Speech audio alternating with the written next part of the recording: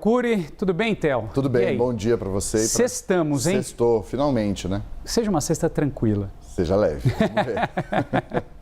Leve no jornalismo, ultimamente, tem sido algo, ainda mais quando a gente fala de Brasília. Ô, Theo, vamos falar do caso do Banco Master. A defesa de Daniel Vorcaro pediu ao STF, Supremo Tribunal Federal, a transferência do ex-banqueiro para a Papudinha. Ele está preso, a gente relembra vocês, na superintendência da PF, desde o começo, desde que começou a negociar uma proposta de delação premiada. O que a gente pode esperar? Vai existir essa transferência? Há expectativa ou não? Olha, tudo vai depender do ministro André Mendonça e não é o único pedido que tem na mesa dele para a transferência do Daniel Vorcaro. Esse é um ponto que é importante. O Daniel Vorcaro foi preso, a gente trouxe ontem toda a cronologia dele com relação à justiça nos últimos meses, foi preso no dia 4 de março, fechou um termo de confidencialidade para dar início às tratativas para a delação premiada dele. A delação começou a não andar. No dia 20, a Polícia Federal rejeitou a proposta de delação premiada dele. E a Polícia Federal já havia pedido ao ministro André Mendonça, do Supremo Tribunal Federal, a transferência dele, que está na sede na Superintendência da Polícia Federal em Brasília, pedindo para que ele vá para um presídio federal, que já dá uma sinalização de que ele não estava colaborando tanto com a Justiça e que não fazia sentido ele continuar na Superintendência, porque a ideia de ele ir para a Superintendência era justamente dar início às tratativas e elaborar essa proposta de delação premiada. O que aconteceu ontem? A defesa do Daniel Vorcaro pediu a transferência dele da Superintendência da Polícia Federal para a Papudinha. Por que isso aconteceu? Porque a estrutura da sede para onde ele foi transferido na Polícia Federal, para a cela, é pior do que a que ele estava. Quando ele estava preso, ele estava num presídio, assinou esse termo de confidencialidade com o Supremo Tribunal Federal, saiu do presídio e foi para a sede da superintendência em uma sala especial, com o objetivo de negociar a delação premiada dele. Com certas regalias. Com certas regalias. Uma sala parecida com a que Jair Messias Bolsonaro ficou na sede da Polícia Federal. Tinha um espaço exclusivo ali para ele, com cama, com um certo conforto, porque ficava nessa ala especial na sede da Polícia Federal. O que aconteceu? Depois da rejeição da delação premiada dele, a polícia pediu a transferência dele para o presídio, mas enquanto não aceita, pediu para uma cela comum dentro da PF, ou seja, numa situação pior de estrutura do que ele tinha na cela especial. Então, diante desse cenário, a defesa dele solicitou ao ministro André Mendonça que, se é para ficar assim, ele prefere voltar para a Papudinha, que tem também um esquema melhor de conforto em relação a uma penitenciária normal e a sede da superintendência nessa cela comum.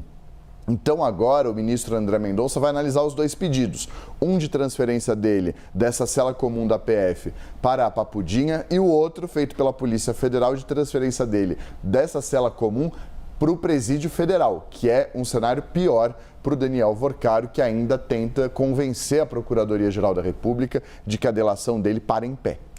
Só uma curiosidade, Theo, você estava falando aqui, eu estava raciocinando junto com a sua linha de informações, também é uma maneira de pressionar Vorcaro, tanto por parte da Polícia Federal ou dos órgãos envolvidos, para que ele fale algo a mais, para que essa delação ou uma possível proposta nova de delação seja mais forte, mais contundente, essas transferências ou não? Ou é algo que iria acontecer normalmente, porque a gente está falando de alguém que é suspeito, alguém que está sendo investigado e alguém que está preso. E que não teve o acordo prosperando com a Polícia Federal. Acho que um dos principais pontos é esse. Pode ser visto, sim, como uma forma de pressão, mas não é uma pressão que vai favorecer a Polícia Federal, porque a Polícia Federal já saiu desse barco. A Polícia Federal já tocou em frente e rejeitou essa proposta de delação premiada do Daniel Vorcaro, que agora negocia com a Procuradoria-Geral da República. Então, no final das contas, apesar de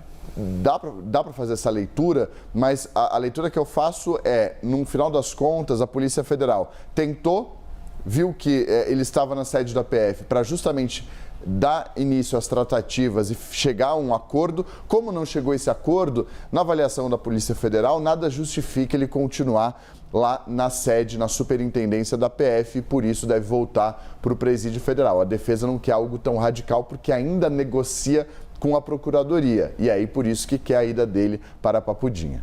E sobre essa negociação com a PGR, a Procuradoria-Geral da República, inclusive a PGR decidiu manter as conversas com o ex-banqueiro Daniel Vorcaro, com a defesa dele, para essa possível delação que o Theo está comentando com a gente. O acordo que já foi rejeitado pela PF, a gente relembra mais uma vez, e que considerou que Vorcaro tem praticado oferta seletiva de informações. Vamos acompanhar a reportagem que foi preparada pela Luciana Amaral. Daniel Vorcaro mantém as tratativas com a Procuradoria-Geral da República depois da Polícia Federal rejeitar a proposta de delação. Uma saída pode passar por um ressarcimento próximo aos 50 bilhões de reais do rombo no Fundo Garantidor de Crédito e no BRB. Enquanto isso, mais uma vez, PT e PL insistem na instalação da CPMI do Master, iniciativa com nenhum apreço do Centrão, nem da cúpula do Congresso.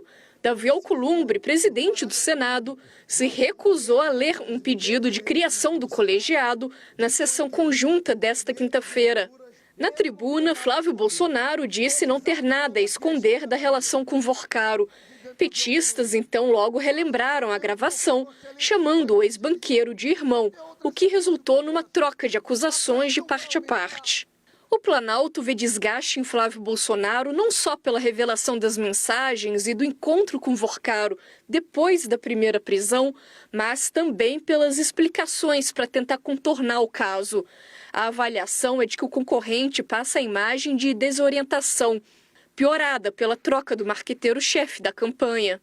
Quem imaginava que aquele menino, que parecia ser a pessoa mais santa da família Bolsonaro, tivesse pegando 159 milhões de dólares para fazer um filme do pai? O valor que Flávio pediu a Vorcaro é menor do que o citado por Lula. Mesmo assim, o episódio deu munição ao PT, que criou um novo mote para atacar o adversário: a Lei Daniel Vorcaro, em contraposição à Lei Rouanet. Nós nunca fomos atrás da Lei Daniel Vorcaro para financiar nenhum artista brasileiro. Uma das apostas de Flávio para se reerguer reside em um encontro com Donald Trump na semana que vem. A ideia é mostrar que, apesar da reunião bem-sucedida entre Lula e Trump no início do mês, a relação com a direita americana não está abalada. O entorno de Flávio diz que o convite partiu do governo americano. Oficialmente, no entanto, a visita segue sem confirmação. Uma das principais preocupações da pré-campanha de Flávio é de que Trump impõe um novo tarifaço ao Brasil. O temor é de que o Planalto volte a surfar na narrativa em defesa da soberania e de que o Lula abra distância de vez nas pesquisas, desgastando o clã Bolsonaro ainda mais.